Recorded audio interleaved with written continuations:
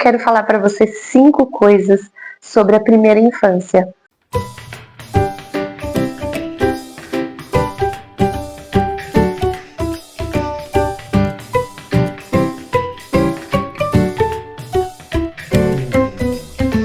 Oi, Margarida, tudo bem? Eu espero que você esteja bem. Se você é nova por aqui, meu nome é Stephanie e eu crio vídeos sobre educação bilíngue, sobre educação infantil, sobre maternidade.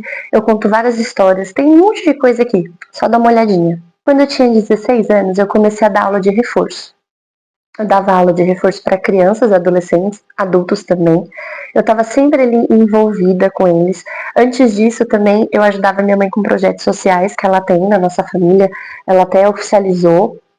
Eu vou deixar o Instagram aqui embaixo para você dar uma olhadinha depois.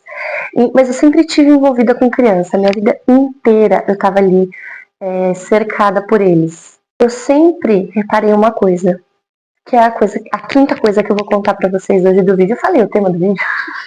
Eu quero falar para você 5 coisas sobre a primeira infância. E aí, como eu falei, eu sempre estive envolvida com as crianças pequenas, adolescentes, mas as crianças pequenas sempre fizeram muita parte da minha vida. E a quinta coisa que eu quero contar para vocês, que eu sempre reparei, é o deslumbramento. Tudo é mágico. Eles ficam um tempão olhando as formiguinhas andar ali. Fica lá, e aí quer pôr a mão, aí o outro matou a formiguinha, o outro chora. Aí eles assopram a bolha de sabão. Bolha de sabão é magia pura. Dificilmente você vai pegar uma criança pequenininha, né, na primeira infância, que é dos 3 aninhos ali, né, que não gosta de bolha de sabão. Ela vai ficar olhando a bolha de sabão, ela vai assoprar, a que sabe soprar, né, o dente de leão, mas aí o adulto assopra, ela vai ver aquelas sementes voando, e tudo é essa fascinação o tempo todo na primeira infância. Eles estão assim, deslumbrados com o mundo. As crianças, normalmente a educação infantil, elas são deslumbradas por natureza. Elas são curiosas, elas têm essa fascinação. Mas a criança da primeira infância acabou de nascer. Ela está conhecendo o mundo, está descobrindo o mundo agora. Então é óbvio, como ela está vendo tudo pela primeira vez, tudo vai ser incrível para ela. Seja em casa ou seja na escola. Por isso, Margarida, que esse deslumbramento a gente tem que trazer para o nosso benefício, sabe? A gente tem que deixar a criança pequena explorar esse mundão aí afora o máximo que ela puder e que ela conseguir, que ela queira. Muitas vezes eles vão explorar com a boca, muitas coisas que eles não deveriam colocar na boca, eles vão colocar, mas essa é a maneira que eles descobrem o mundo, né? Eles começam a conhecer o mundo através da boca, pela amamentação, né? Seja amamentação pelo seio ou pela como é que chama? A garrafa, mamadeira.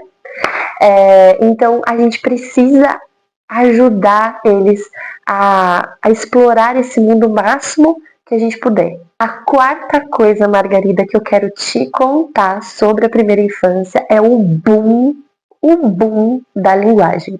Não é o bumbum, é o boom. Em suas observações, a Maria Montessori reparou, é uma médica super famosa, ela reparou que as crianças elas têm uns períodos na vida dela que ela tem interesse para aprender algumas coisas. Olha, eu acho que eu tô curtindo mais isso aqui. Ah, olha isso aqui, que bacana. Peraí que eu tô gostando mais de saber disso daqui. E um interesse forte na primeira infância é a linguagem. Quando você canta, quando você fala para aquele bebê pequenininho, ele fica assim, ó. Sabe, aquele olhar de... Meu Deus, como ela tá fazendo isso? E aí você canta, e você fala, você repete, você faz sons com a boca e a criança tenta fazer também, né? O bebê faz sons e babucia, e a criança pequena canta também e adora as rimas. Esse boom da linguagem, ele vai acontecer bastante na primeira infância. Por isso, Margarida, que nessa fase, na primeira infância, esse boom da linguagem que está acontecendo, ele precisa bastante do input do adulto. O adulto que conte e leia histórias. Tem uma diferença, né? Quando você lê história e conta, é diferente. A gente pode até fazer um vídeo depois explicando isso, mas a gente precisa trazer uma poesia, trazer uma narrativa, trazer uma história sem letras, só com imagens e usar as nossas expressões para poder contar essa história. O bebê e a criança pequena precisam ter contato com a linguagem o máximo possível. Lógico que para um bebê a gente não vai usar uma linguagem que eu uso para uma criança que está no final da primeira infância. Mas eu vou fazer um passeio com minha filha no parque, eu posso falar, olha, essa é uma árvore, é um ipê amarelo. Por que não eu, né, trazer a característica, o nome daquela árvore que ela está vendo? Ela não é só uma árvore, entendeu? Ela é um ipê amarelo, que inclusive é uma das minhas árvores favoritas aqui do Brasil. Em casa, se você não consegue ter acesso a livros, se você não consegue ter livros físicos, seja por espaço ou por dinheiro, visite uma biblioteca pública. Tem muitas bibliotecas muito boas aqui em São Paulo. Eu não sei de onde você está assistindo esse vídeo, mas tem muitas bibliotecas boas. Você pode pedir na escola do seu filho, pedir para uma prima que lê um livro. Ai, pode me emprestar, lê o livro e devolve. Fazer esse movimento de leitura é importante, é essencial, é fundamental para todas as idades, mas para essa parte, como eu falei, é o boom da linguagem. Eles estão aprendendo a língua, eles estão aprendendo a se comunicar e eles querem se comunicar. Também fica a dica, viu? Se você quiser, Margarida, inserir uma outra língua, esse período aí é muito bom para quem quer fazer ter uma família bilíngue, trilíngue e é quatrilíngue que fala? Não sei. É muito bom. Margarida, você sabia que quanto mais a gente pratica, melhor a gente fica? Eu sempre falo isso para os meus alunos e é verdade, porque você acha que Tarsila a Tarsila do Amaral, o Monet, o Van Gogh, um dia eles acordarem e eu sei pintar? Eu duvido. A criança pequena, ela precisa desenhar. E isso é a coisa número 3 que eu queria te contar sobre a primeira infância, Margarida. Margarida, a criança pequena, ela precisa pintar, ela precisa desenhar, ela precisa explorar, ela precisa arriscar, que seja as nossas paredes, as minhas paredes aqui, tanto pintado. Esse aqui é o giz que eu indico para as crianças bem pequenininhas da primeira infância, porque é bom para a pega delas, né? Que elas começam assim, aí vai assim, aí vai assim. Assim, sim, elas vão colocar na boca. A criança pequena, ela tá deslumbrada com o mundo e ela precisa explorar. Então ela vai explorar com a boca também, ou às vezes só com ela, mas ela precisa pintar. Ela precisa pegar isso aqui na mão, ela precisa sentir o cheiro, a textura da tinta, que seja comestível, a guache que você tenha em casa para ofertar. Mas a criança pequena, na primeira infância, ela precisa ter contato com esse mundo. Uma criança pequena que nunca teve oportunidades para se expressar com o colorido ali, de expressar com a arte, ela pode ter muitas dificuldades lá na frente. E quando eu falo lá na frente, é na alfabetização. Eu sei que é uma das preocupações grandiosas, assim, de todas as famílias. De, quando meu filho vai começar a ler e escrever? Eu tô preocupada. O Brasil tem vários índices, né, sobre analfabetismo. E, assim, eu sei que são preocupações das famílias. Só que a gente precisa preparar essa base lá. A criança não vai acordar lá com 7 anos, a primeira vez na vida vai pegar um lápis na mão. Ela tem que pegar o giz na mão, ela tem que pegar o pincel na mão, ela tem que pegar os lápis de cor, e aí ela vai, entendeu? Chegando lá. Porque quanto mais a gente pratica, melhor a gente fica. Para incentivar a sua pequena criança a explorar, você pode ter um canto de artes. A Sofia sempre teve um em casa. Você pode deixar o papel na mesa deitado, você pode colocar em pé, você pode colocar em algum outro lugar para desenhar, você pode usar jornal, você pode usar revista. E, gente, tem muitas maneiras de você apresentar isso para sua criança pequena. A única coisa que você não pode fazer é não deixar de fazer. Faz sentido? É você fazer. É não deixar de fazer. Tem que fazer. Nossa, Margarida, essa segunda coisa que eu quero contar pra você sobre a primeira infância, eu sinto ela no corpo. Eu sinto em casa, eu sinto na escola, a criança é puro movimento. Seja o movimento do olhar, né? O bebê que segue a mãe. Onde minha mãe vai, peraí que eu vou gritar, porque ela tá indo no banheiro sem mim. Seja no corpo, né, que houve história assim. Eu tenho um aluno que parece um Beyblade, de tanto que ele gira. Eu tenho a Sofia que sobe nos móveis, quando começa a dar suricutico, tá chovendo, não consegue, né, sair um pouco de casa para se movimentar mais. A criança é puro movimento do corpo todo, né, da língua. A criança, ela precisa balançar as cadeiras. E eu quero contar essa história para você, Margarida, que foi muito engraçado. Eu trabalho numa escola bilíngue. E aí, o ano retrasado, eu fui fazer uma dança das cadeiras com eles. Não que eu ia tirar a cadeira e aí ia falar, você perdeu, né? Agora espera aqui pra sua vez. Não, porque essa fase dos 2 anos, eles não estão aprendendo a lidar com essa coisa né? É muito para eles. Mas eu queria que eles entendessem a ideia de você brincar, de você parar a música, então você tem que ouvir, prestar atenção, sentar, encontrar uma cadeira, pode ser qualquer cadeira, porque normalmente eles sentam na mesma que eles começaram o jogo. E aí a gente tava dançando, e aí eles fizeram, brincadeira deu certo. E aí eu guardei as cadeiras, eu falei, vamos brincar de estátua, isso no outro dia. A gente foi brincar de estátua e eu acabei soltando uma frase em português, não que eu faça isso sempre, porque a gente tem, né, a ideia de falar só inglês com eles. Eu peguei e falei assim, balança as cadeiras. Essa expressão para um adulto é balança as cadeiras, é aqui. Eles não pegaram as cadeiras que estavam na mesa e começaram a balançar. Eu achei aquilo maravilhoso, porque eu falei, meu, eles estão balançando o movimento, eles entenderam o que eu falei, mas não tem muito a ver com o que eu tô falando, mas é porque foi tão engraçado. E é aquilo, a gente precisa ofertar maneiras deles se movimentarem. Não tem muito a ver com o que eu tô falando, mas eu achei essa história muito engraçada, eu tinha que incluir aqui no vídeo. A gente precisa ofertar momentos deles se movimentarem e, se possível, na natureza. Eu sei que às vezes é muito difícil. Eu moro em São Paulo e eu tenho medo de sair com a Sofia, de verdade.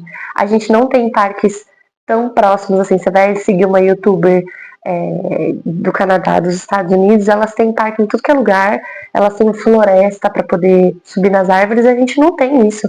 Se eu for na pracinha, eu vou encontrar só pessoas, né, não muito legais na praça, que não deveriam estar ocupando aquele espaço público. Então, assim, a gente faz o que dá.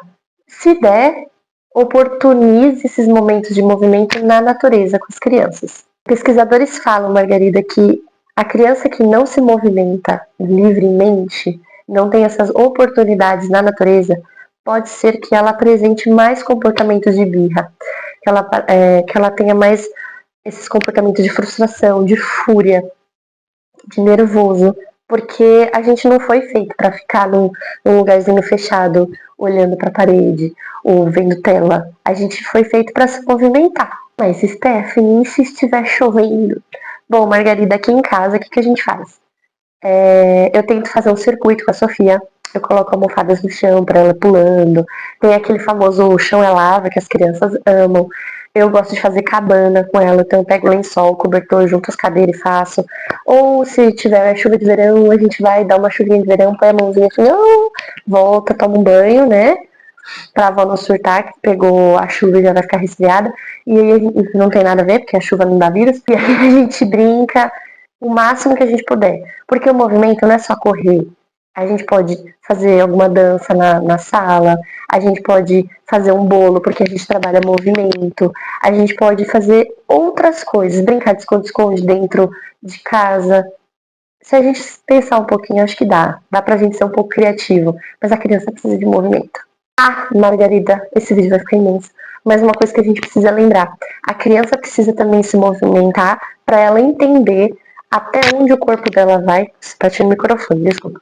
Até onde o corpo dela vai, qual é o limite do corpo dela, entendeu? Qual que é a força do corpo dela. Às vezes a gente escuta na escola assim: nossa, mas a minha filha acabou de entrar na escola, ela só se machuca, ela só cai.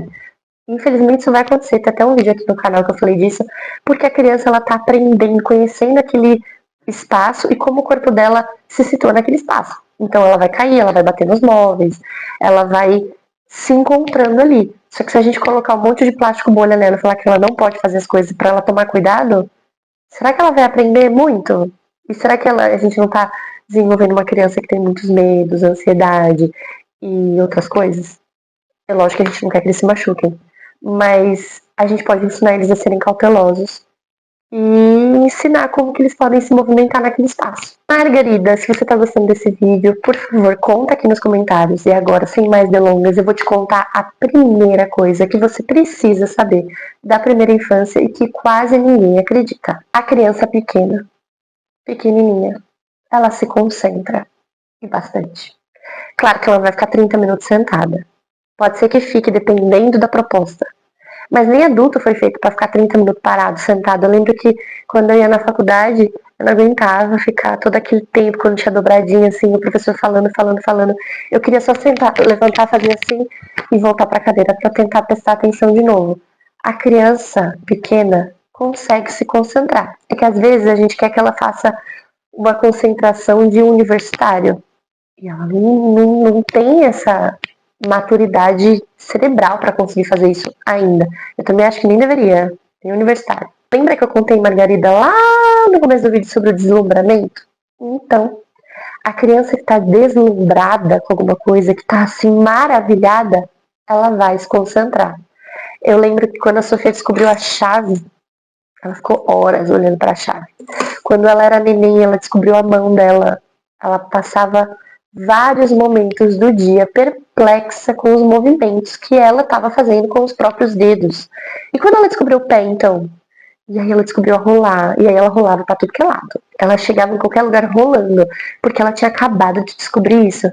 E aí ela descobriu várias outras coisas, e a gente percebia que ela ficava concentrada e repetindo aquilo até ela refinar aquele movimento, até ela se tornar mestre naquilo que ela tinha acabado de descobrir. A minha filha tem esse brinquedo aqui, eu não vou pegar porque o Fábio está em reunião no escritório. Ilustra ele aqui, Stephanie do futuro. É esse barril aqui. A Sofia, ela tem esse barril, nossa, há muito tempo atrás. Ela era, sei lá, ela tinha uns 7, 8 meses. E enquanto ela não descobriu como ela abria esse barril sozinha, ela não sossegou. E aí depois ela descobriu que ela conseguia empilhar. E depois ela descobriu que ela conseguia empilhar fechado. E ela descobriu que ela conseguia esconder coisas dentro dele. E depois que ela descobriu tudo isso, que ela passou horas brincando com ele foi esquecido. Ele tá guardado, porque quem sabe um dia eu trago ele no rodízio aqui na prateleira de novo, ela tem interesse nele novamente. Mas a criança, ela consegue se concentrar sim. Nós adultos até falamos assim, nossa, ele tá me testando. Ele fica o dia inteiro me infernizando, abrindo e fechando essa gaveta o dia inteiro. Eu já até prendi a perna nessa gaveta, é o dia inteiro nessa gaveta. Ele não tá testando você. Na verdade, ele acabou de descobrir uma habilidade. E ele tá deslumbrado com aquilo. E ele tá concentrado naquele trabalho, naquela tarefa que o corpo dele em movimento tá explorando. E é o que eu falei, Margarida, quando ela aprende aquela habilidade, ela refina, né? Ela melhora aquele aprendizado e depois ela esquece. Depois ela para. Depois ela encontra outra coisa para ela se concentrar e ela melhorar aquela habilidade, refinar aquele movimento, aquele conhecimento e ela vai fazer outra coisa. É um ciclo. É um ciclo sem fim. É aí também, Margarida, que entra o adulto, o papel do adulto, de trazer outras coisas que a criança possa ficar deslumbrada e ir aumentando aos pouquinhos a concentração dela. Quando você vai ler um livro para um bebê, você não vai ler um livro de 40 páginas. Você vai ler um livro de 3, talvez 5, mas você vai ler 3. Vai ler 2. Aí amanhã você vai ler essas 2 mais uma, mais 3 e mais uma. E você vai sempre tentando aumentar esse tempo de concentração do seu bebê e da criança pequena. Margarida, eu vou finalizar esse vídeo porque ele já deve estar imenso. Me conta aqui o que mais você gostaria de saber sobre a primeira infância e encaminhe esse vídeo para alguma amiga, algum amigo que tem uma criança ou trabalha com essa idade, tá bom? Tchau!